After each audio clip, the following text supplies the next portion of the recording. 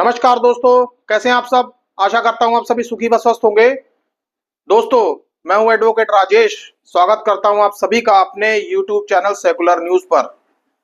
दोस्तों, आप सभी को पता ही है कि हरियाणा और जम्मू कश्मीर में चुनाव खत्म हो चुके हैं और दोस्तों कल रिजल्ट आने वाला है।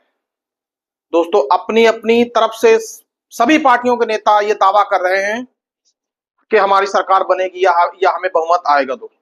लेकिन दोस्तों, कल हरियाणा के मुख्यमंत्री एक प्रेस कॉन्फ्रेंस कर रहे थे, जो जो कि चुनाव के बाद प्रेस कॉन्फ्रेंस करना नेताओं के लिए लगभग आम बात है।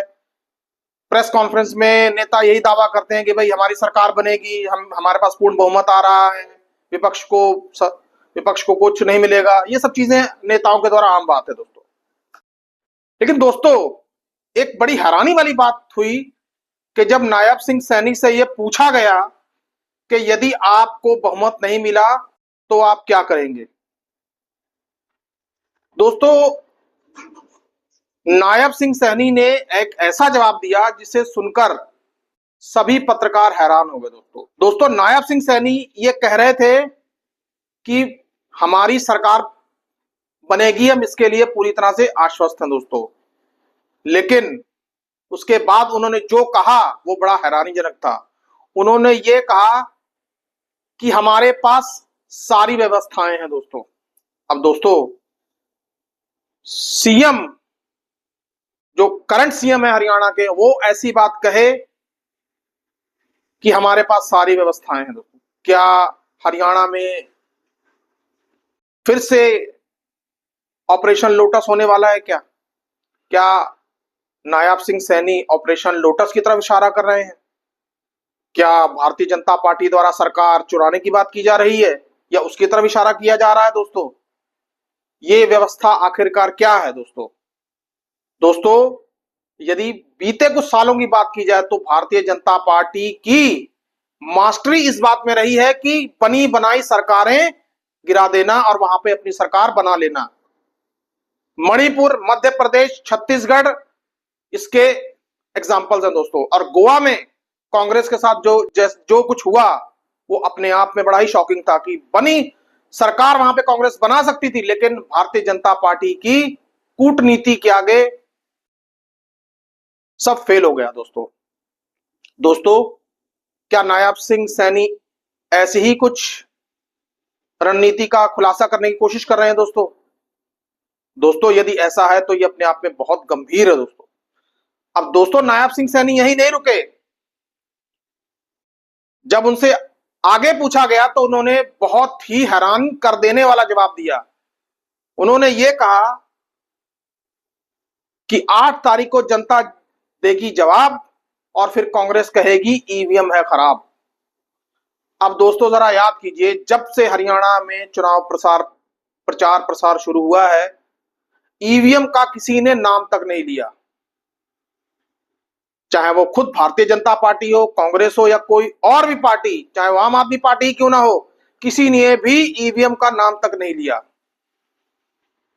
दोस्तों, नायब सिंह सैनी के मुंह से ईवीएम शब्द सुनना बहुत ही हैरानीजनक रहा है दोस्तों, ये तो नायब सिंह सैनी है। भारतीय जनता पार्टी में इसी सरकार में मंत्री जेपी दलाल ने तो यहां तक कह दिया, 1 महीने पहले की बात बता रहा हूं मैं आपको, कि यदि हरियाणा में कांग्रेस की सरकार बन भी जाएगी तो हम उसको 6 महीने में गिरा देंगे।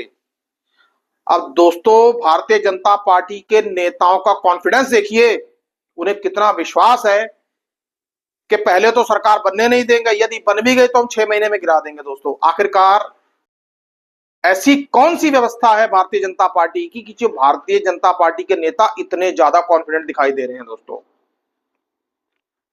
क्योंकि बीते सालों में कांग्रेस के साथ जो कुछ हुआ है, जिस तरीके से उनकी बनी बनाई सरकारें भारतीय जनता पार्टी ने गिरा दी, कांग्रेस को भी इसकी पूरी आशंका है दोस्तों। लेकिन दोस्तों, सवाल सबसे पहले चुनाव आयोग पर खड़ा होता है कि जरा याद कीजिए, कुछ समय पहले कांग्रेस के नेता जयराम रमेश ने यह इल्जाम लगाया था कि अमित शाह ने यूपी चुनावों के दौरान लगभग 150 डीएम्स के साथ बात की और उन्हें धमकाया। और दोस्तों, चुनाव आयोग ने उनको नोटिस भी दे दिया था, उन्हें जवाब देने के लिए कहा था। लेकिन दोस्तों, अब नायाब सिंह सैनी ने इस तरीके के बयान दिए हैं। दोस्तों, अब चुनाव आयोग क्यों खामोश है? जबकि ईवीएम का जिक्र किसी ने नहीं किया और व्यवस्थाओं वाला इशारा कहां किस तरफ था दोस्तों, लेकिन इस बार कांग्रेस पहले से ज्यादा सतर्क है। दोस्तों, राहुल गांधी ने अपने सभी प्रत्याशियों के साथ एक इंटरेक्शन किया और कांग्रेस के आईटी सेल द्वारा सभी प्रत्याशियों को एक जूम मीटिंग के द्वारा यह बताया गया कि जब तक हाथ में फॉर्म नंबर 87 ना आ जाए तब तक आप पूरी नजर बना के रखेंगे और पूरी तरह से डटे रहेंगे, क्योंकि भारतीय जनता पार्टी के द्वारा उन्हें इन चुनावों में गड़बड़ी होने की आशंका जताई गई है दोस्तों। और भारतीय जनता पार्टी जीत के लिए कुछ भी कर सकती है। और दोस्तों, चुनाव से पहले ही राहुल गांधी ने यह कह दिया था कि 40-45 सीट से कोई काम नहीं चलेगा, कम से कम 60 से ऊपर की सीट्स का लक्ष्य रखा जाना चाहिए, ताकि भारतीय जनता पार्टी के लिए सरकारों में तोड़फोड़ करने का कोई चांस रह ही ना जाए। क्योंकि दोस्तों, आपको पता ही है कि भारतीय जनता पार्टी के अलावा जेजेपी चंद्रशेखर की पार्टी के साथ चुनाव लड़ रही है, और भी गठबंधन चुनाव लड़ रहे हैं। मायावती का गठबंधन INLD के साथ लड़ रहा है चुनाव। दोस्तों, ये सभी भारतीय जनता पार्टी शायद इनकी तरफ भी देख रही है, लेकिन दोस्तों, कांग्रेस इस बार पहले से ज्यादा मुस्तैद है। विनेश फोगाट के ससुर ने तो जहां पे मशीनें रखी हुई हैं उसके आसपास खाट ही डाल ली है, ताकि किसी प्रकार की कोई अनहोनी की आशंका ना हो, और सख्त पहरेदारी हो रही है दोस्तों। लेकिन सवाल यही है कि नायाब सिंह सैनी और जेपी दलाल द्वारा दिया गया बयान, यदि इनकी बातों में, इनके बयान में थोड़ी सी भी कहीं कोई सच्चाई है, तो फिर ये हरियाणा में हुए चुनावों के लिए सही नहीं है दोस्तों। लेकिन दोस्तों, अब नतीजे तो 8 तारीख को ही आएंगे।